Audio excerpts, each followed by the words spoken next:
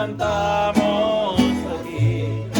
Despierta, mi bien despierta, mira que amaneció.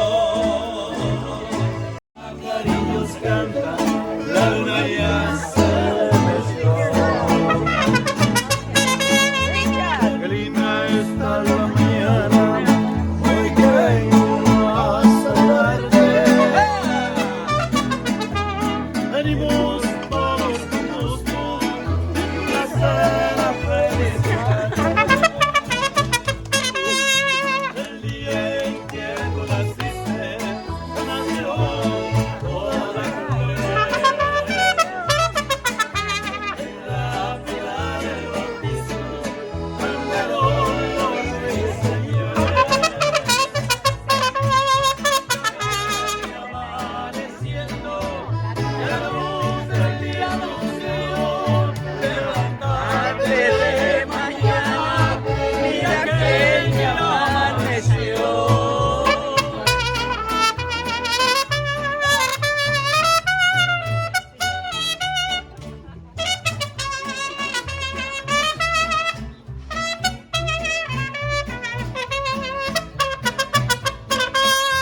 Quisiera ser solecito, entrar por el ventanal y darte los buenos días, acostado en la cama. Quisiera ser un San Juan, quisiera ser un San Pedro, para venirte a cantar con la música del cielo. Mires y flores, este día voy a adorar. Hoy por ser tus 15 años, te venimos a cantar.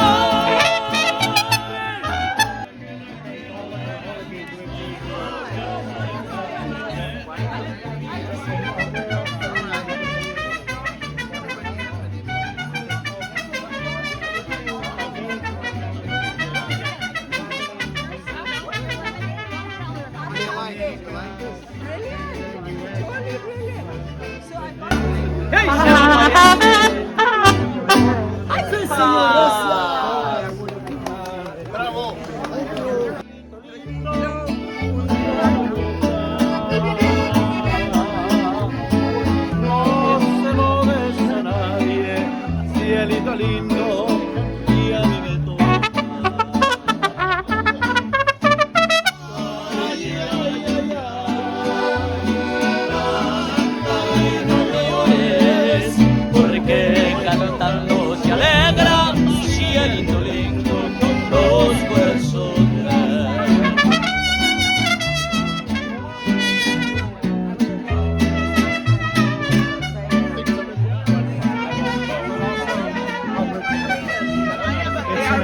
They're rich.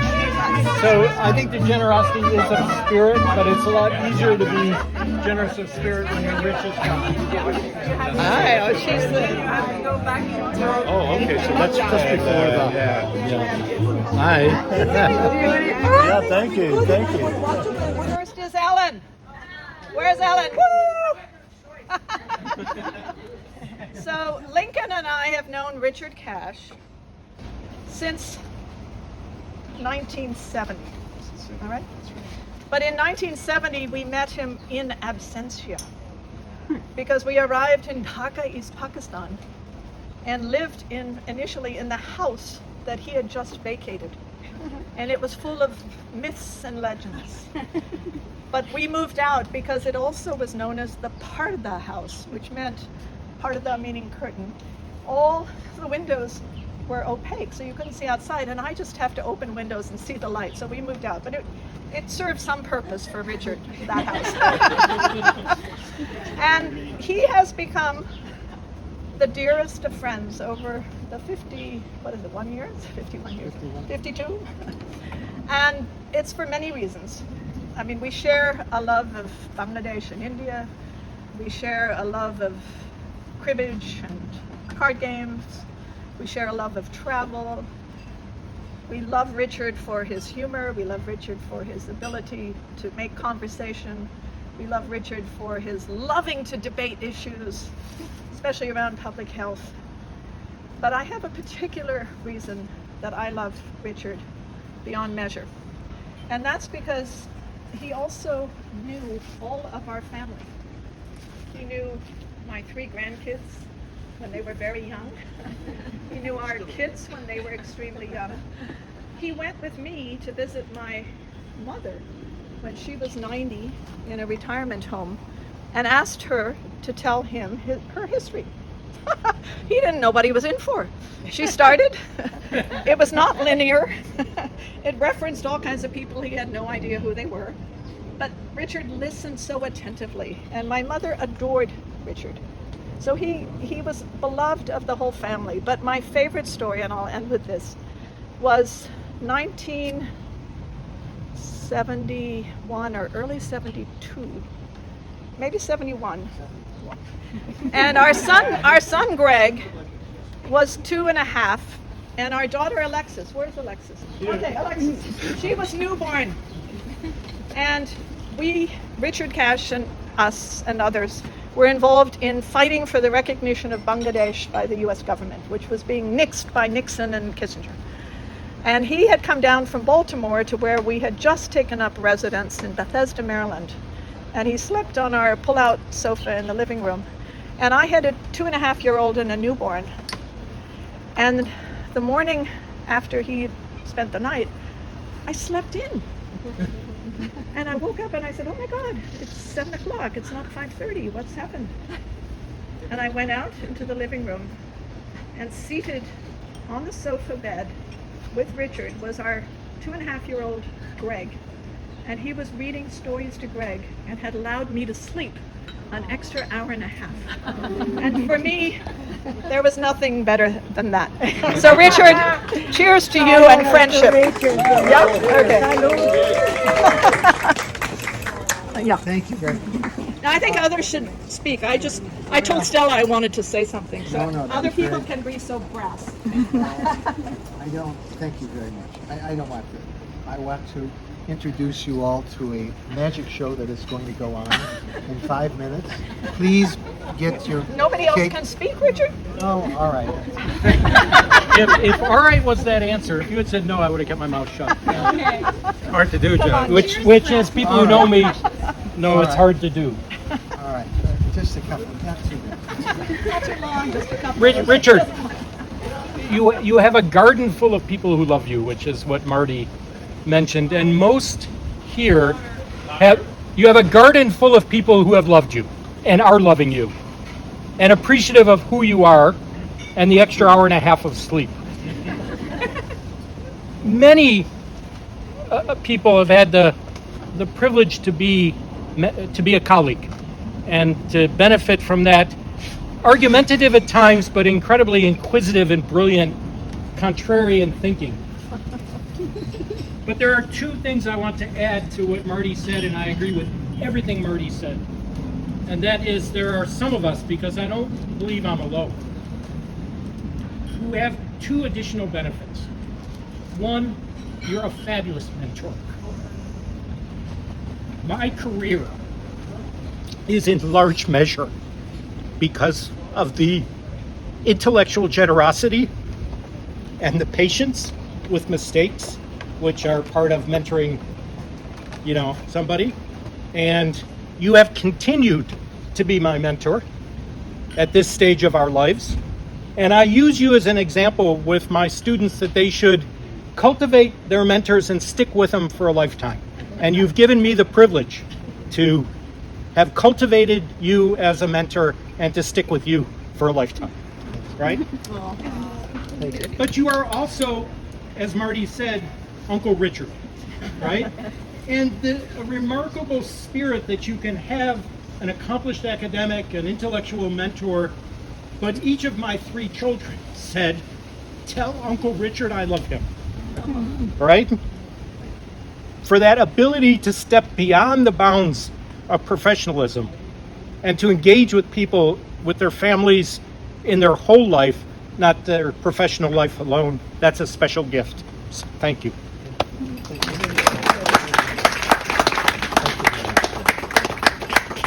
You're a good one.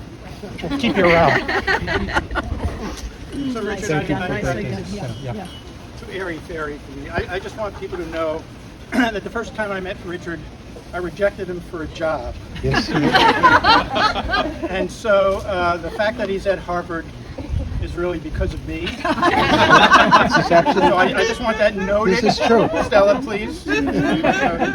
And Richard and I have a long history, the most recent of which is in sort of an intellectual vein where we go around Boston trying to find the best corned beef sandwich. exactly right. So among other activities, I just want you to know that Yes. I hold you dear to my heart, especially when I eat Rubens. That's right. Exactly.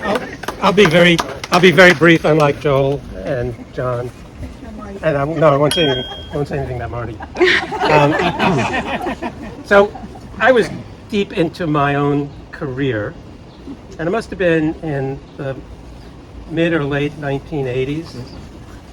I was at a meeting at the Rockefeller Center in Bellagio. I was really, at the top of my game.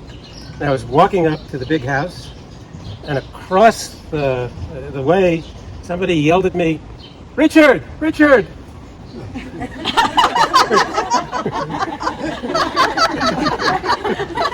He comes running over to me and he says, "Oh, you're not Richard."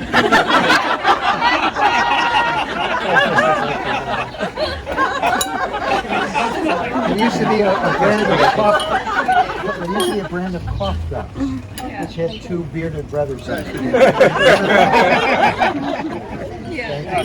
Listen, there's lots of cake. There is champagne, and we'll start in 5 minutes. For those of you who are interested in a wonderful magician, so You're building him up now. I'm building him up. I can't believe Benish is quiet. Yeah, Come on, Benish. no.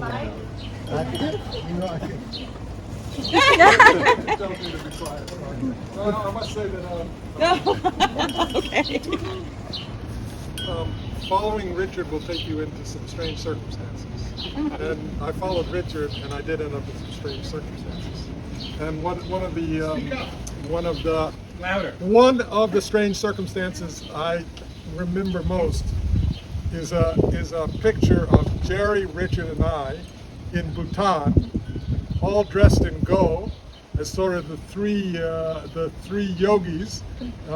Me between the two bearded guys. They obviously were the senior people, and Richard and Jerry were the senior mentors. So Richard has led me to many strange places in life, all of which I've enjoyed. And just to add, I don't think there's any better conversationalist in the world that will get you to think about your own assumptions, your own prejudices, your own ideas like Richard. He's always probing, and he always asks you to think a bit harder about what you were declaiming about. So as John said, I think we owe Richard, even if he wasn't a mentor and a professional colleague, if he was a social colleague, Richard made you a better thinking and more moral person. And for that, I think I owe you a debt, and I think it would be a feeling that's many here would concur. Now, I just have to say a response to Joel. Richard led us to many strange places.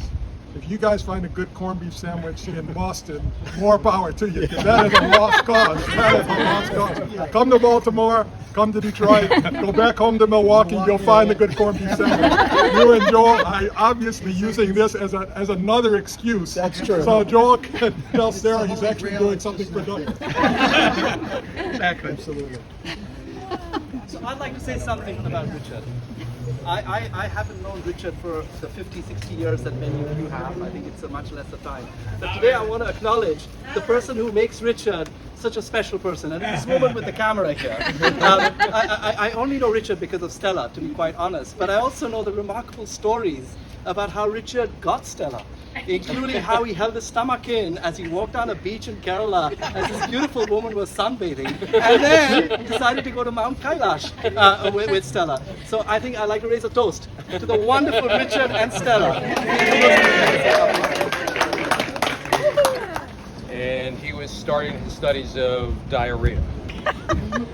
And this was unusual because he was started out as a surgeon. And thank God he didn't follow that pathway. But the thing that, there's no dispute about the things that people have said about Richard. But what has been unsaid a little bit or not emphasized is his extraordinary generosity. That the number of people here who have lived here because of his generosity is too numerous to count. My wife and I were having an apartment renovated. We moved in the early 80s, I guess. And it's not quite fair to say we moved in. We moved in with her Irish setter. We moved in with her nascent business. So there was fax machines and printers and stuff like that. And every morning, Richard would get up, take the Irish setter for a walk to the coffee shop around the corner. The owner of the coffee shop got to know Ashley very well, gave her biscuits or whatever used to be stale or in the window. And there's a generosity that is hard to characterize in everything that Richard does, from his mentorship to his research, to his teaching, to his just glorious friendships. And for that, I thank you. I also want to correct you in the previous speakers to claim my Oh, place yes, I'm sorry. as Yes, you're number 2 in line. Okay, I'm number 3. Because Richard was one of our favorite babysitters when I was a kid. And growing up with the Cashes down the street in Milwaukee, Richard also contributed to my development as a highly neurotic individual, partly because of the sort of short course in sex education that he offered to my siblings and me that had to do with his own experience. And this was the thing about Richard. As a teacher and a mentor, you could count on him not to just speak abstractly about things, but to speak from personal experience. And the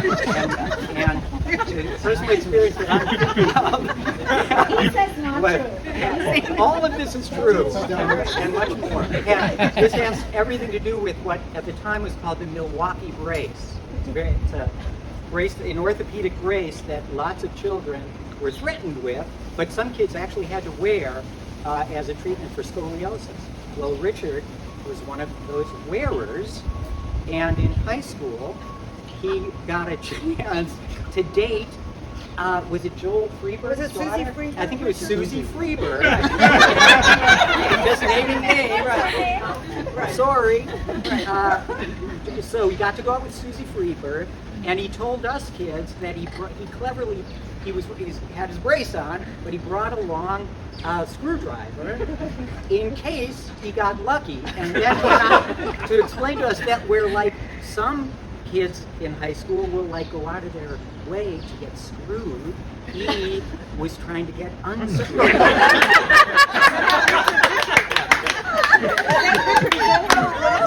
That's the truth. That's the truth, right? Where is Susie at this party? Never came to being unscrewed. Still waiting. I'm still waiting. It would have been quite a feat. There was 1, 2, 3, 4, 5, 6, 7, 8 screws. They were all in the back, They were all in the back. Richard, did that really happen, or is that just I did bring along the screwdriver. Some people brought a rubber, you brought a screwdriver. It had been a Boy Scout, not a very good one. Be prepared. Any of you gamble? No. Yeah, that's what they all say. All right, but I'm not gonna gamble against you or with you, but I'm gonna tell all of you a story of what happened when I tried to gamble. In the summer of 2012, I was doing an internship in New York, and I spent my lunches at Central Park. Yes, the 3-card Monty. And while I was at Central Park, this magician gambler approached me. I'd seen him before somewhere. I said hi to him. He said hi as well. He said he could help me win some money. So I said, sure, I'll do anything for that. So he said, I have 3 cards. 1, 2, and 3. I said, fine, you have 3 cards. He said, my first card is a red card. If you all notice, there's a red diamond on this card. And for those of you at the back, we can trust the people in front, especially Jorge, right? So we're going to take this red card, keep it aside. He said, my second card is also a red color card. And he said, my third card is a blue card. If all of you can see, there's a blue diamond on this card. So this is the blue card. He said it's the money card. Keep your eye on it, because every time you tell me where the blue card is, I'll give you $1. But if you get it wrong, you owe me 1. Complicated, but it's easy to follow once I start. So just keep an eye on the blue card. So for instance, where's the blue card right now? Correct, but that was just for instance, so I didn't get any money.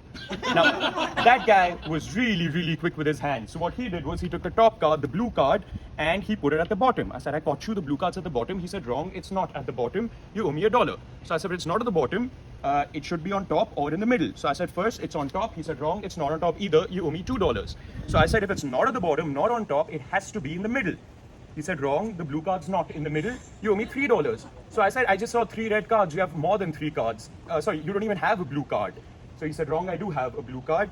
You owe me $4. So I told him if the blue card is at the bottom, where you showed it to be, it can't be on top. He said, wrong, the top card's actually blue. You owe me $5. So I said, if the blue card is on top, exactly where you've placed it, it cannot be in the middle. He said, wrong, it's actually in the middle. You owe me $6. So I said, I saw 3 red cards and 3 blue cards. You have more than 3 cards. So he said, 1, 2, 3, wrong, you owe me $7.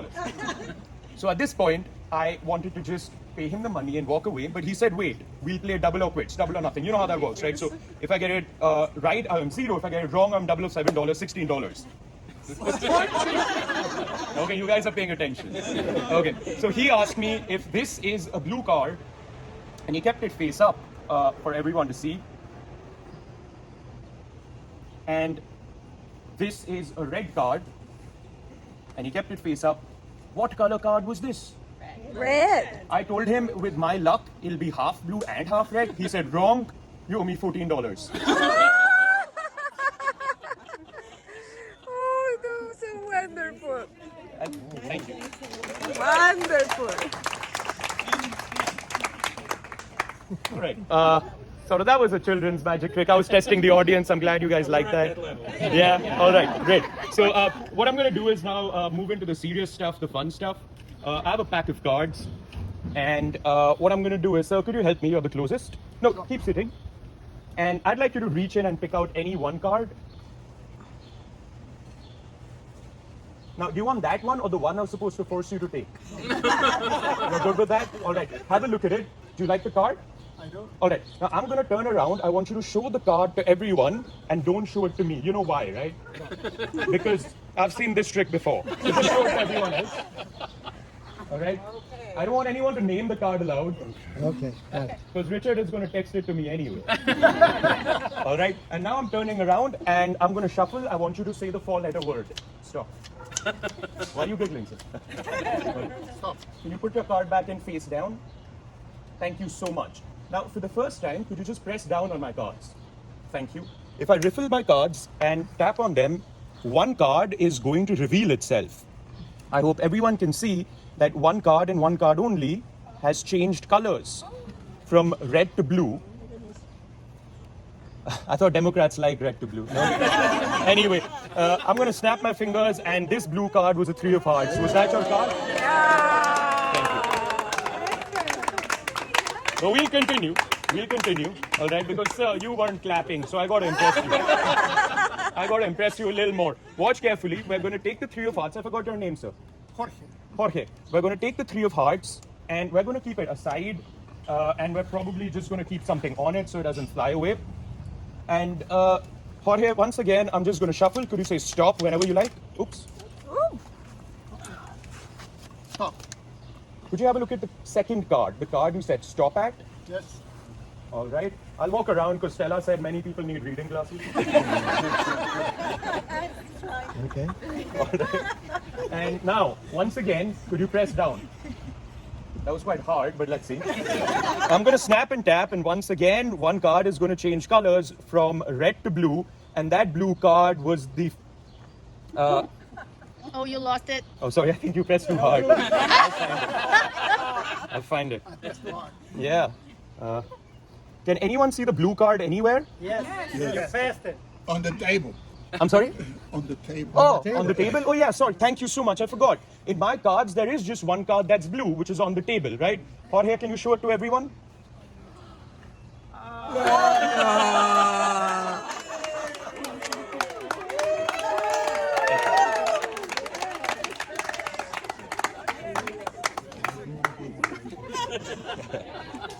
All right. Now, I have, 4 predictions and an indemnity clause. So the indemnity clause, it was drafted in India, so it protects me under Section 127 of the Indian Contract Act against any liability in the event of wrongdoing done on her part. Right? So who in the audience do you trust the most? Richard, of course. Oh, okay, fine. So what we're going to do is we're going to hand over the indemnity clause to Richard, and if you could place that carefully in your pocket. Thank you so much. And I also have 4 predictions, right? And who in the audience has a loud, clear voice? John? Yes, sir. I mean, of course, what you said was really touching, but I could hear you. So I'm going to ask John to hold on to those, and you can stay right there. Okay. Yep. And don't open them just as yet. Yeah, sure, please. Yep. And Francesca, before we start, what I always like to do is, have the audience examine and shuffle the cards, out of fairness. Sir, could you shuffle half the cards? Yeah. And Richard, sorry, could you shuffle half the cards?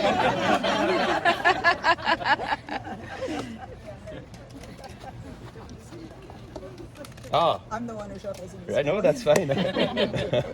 I'm now playing poker with you. All right. It's an ordinary pack of cards available at any magic shop. All right. And now that they've shuffled, Francesca, I'm going to cut them into 2 halves. Twist them a little bit just so it looks good. It looks flowery. And here is where I need your help, Francesca. I'll show you once. I need everyone to follow, and then we'll ask you to help me. So using both hands, I need you to pick up some cards from this half, get them here, flip them all over, and then just randomly mix them up with this half, and then pick up some cards from this half, bring them here, flip them all over, and then merge them into this half. So I'll guide you step by step. Using both hands, if you could pick up some cards from this half, get them here, flip them all over, thank you. And just merge them, shuffle them into that. Thank you. And now pick up some cards from that half, get them here. Can I get them from under? From wherever you like. Flip them and merge them into this half.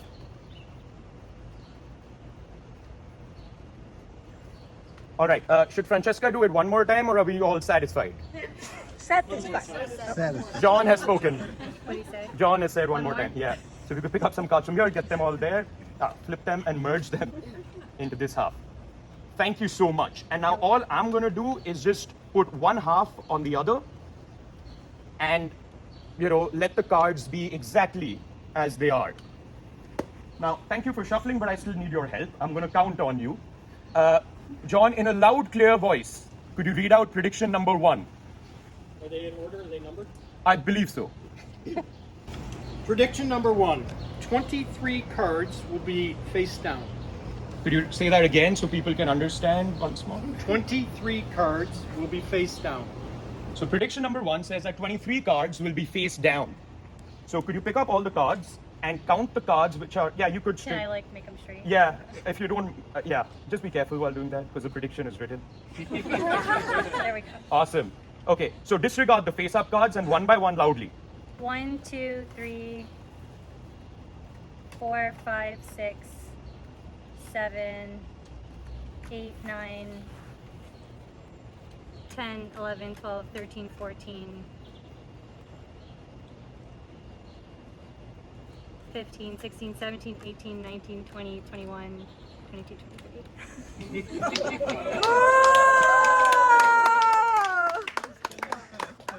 Thank you so much, Francesca.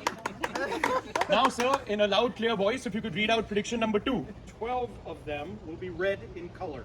So 12 of them will be red in color. So once again, yeah, flip them over. And just a second, one by one, I want you to count out the red cards and I want you to disregard the black for the tip. 11, 12. Thank you. Now, before we move on to prediction number 3, do all of you know what spot cards are? Spot cards are the opposite of picture cards. So your picture cards are the jack, the queen, and the king. You know, there were 4 on them. So ace to 10 are spot cards.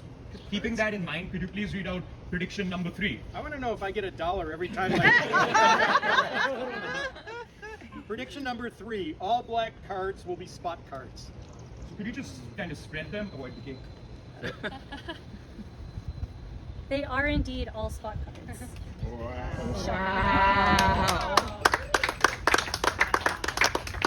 Prediction number 4, And now the coolest prediction, you'll have to look carefully. It's a lot of fun, but go for it.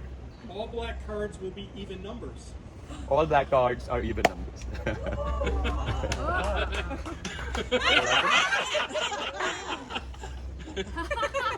Was this over there? Yeah. This one? Oh, okay, maybe one card came, but I have your back. I don't have a very slight hand though, so yeah. Oh, thank you. She's born for this job. Oh yeah. All right, but I must say, an ordinary magician would have stopped here. A lawyer who's performing magic would have planted an indemnity clause to prevent any liability in the event of a mistake or wrongdoing on her part, right? that was my mistake. And Richard, do you have a liability card on you? Could you open that up and show everyone what it says? You can hold it up. If it has my name, I'm gonna. No, I had your number before, don't worry.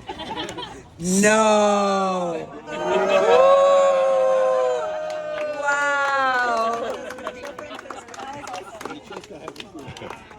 Wow. With the exception of the 7 of clubs. Bravo. Ooh.